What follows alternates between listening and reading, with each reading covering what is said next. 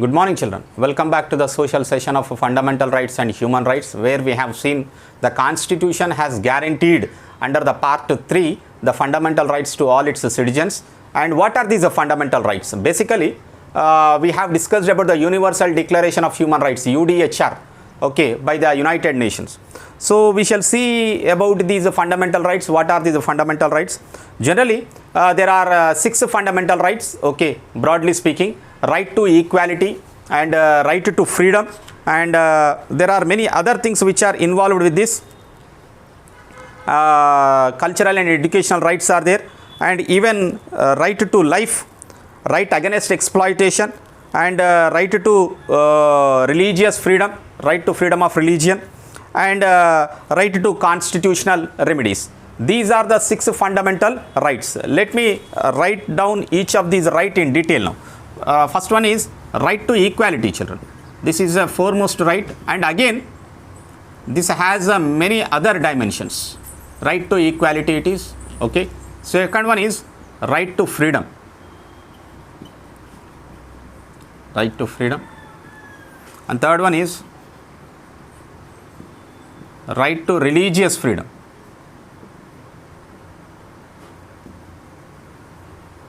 Right to religious freedom. Right against exploitation, not right to exploitation, it is right against exploitation. Okay, we will discuss about this each right in detail, what these rights really specify about. And educational and cultural rights, educational and cultural rights are there for all the citizens, okay. And last one is right to constitutional remedies. Constitution को amend करने का right भी है, हक भी है हमारा.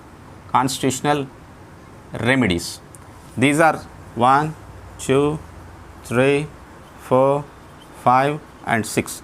These are the 6 fundamental rights that have been guaranteed by the Indian Constitution under part 6. So under right to equality, again it includes most notably the following rights, that equal protection of law under the right to equality, okay. Equal protection under the law, okay. Equal protection under law is one such thing. And apart from that, under this right to equality, we also have other notable things like social equality is there, equality of opportunity will be there, abolition of untouchability is there, and even abolition of title. These all forms as a part under the right to equality. First, we shall discuss today about the equal protection under the law. You know it, children, the government says that, the Constitution says that the government shall not deny any person equality before the law or equal protection of the laws. This means that the laws apply in the same manner to all the people, whether you are the chief minister of the state or the common man of the state, but law is the same. And regardless of the person's income, regardless of the person's status, background, okay, everybody will be treated equally, and this is called as rule of law. Rule of law बोले तो यो जो law है वो सभी लोगों को same है. अगर प्राइम मिनिस्टर को कोर्ट में ले आए तो एक तरीका का लॉ, कॉमन मैन आया तो एक तरीका का लॉ अप्लाई नहीं करते थे. मगर ब्रिटिश के टाइम पे जो था, this law was different. White people को एक तरीके से देखते थे, एक तरीका का लॉ रहता था, और हमार को इंडियंस को और एक तरीका का लॉ रहता था. There was a discrimination in the law, okay, in the court of British policy. But whereas during the independent India, the Constitution has given equality, okay, equal protection under the law to all the people. So this is famously called as the rule of law. The right to equality guarantees all its citizens shall be equally protected by the laws of the country, whether she be an ordinary man or the minister or government official or small farmer.